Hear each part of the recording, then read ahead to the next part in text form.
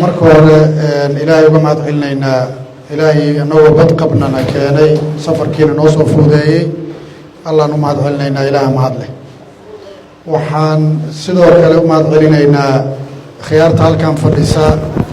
dhaqan iyo aqoon-yahan iyo culimo iyo dhalinyaro iyo haween nagu soo dhaweeyey waqti ay duhur ah oo xaaladdu iska adag tahay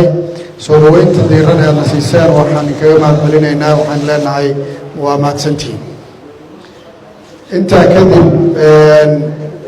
waxaan maanta halkan ku imaanay wafdi mudanayaasha baarlamaanka federaalka soomaaliyeed labadiisa gole wafdigaas oo ah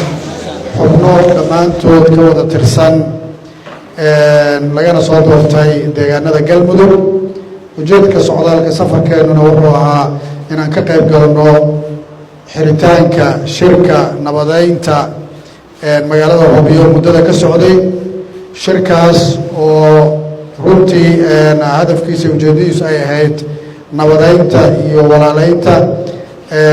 dadka deegaanada galmudug degan gaar ahaan dadka sida gaarka u degan deegaanada waxaan leenahay shirkaas gabagabadiisa iyo gunaanadkiisa annagoo ku faraxsan inaan halkaan imaano kasoo qaybgalkiisa ay ujeed ku ahaa wixii intaa ka dambeeya waxaan ku wada hadli doonaa munaasabadaha iyo fadhiyada kulanku uu leeyahay waxaan filayaa dhammaan xildhibaanada dhan waa taqaanaan waxaan aad iyo aad ugu faraxsannahay inaan inii imaanay shirkana in kala qayb galno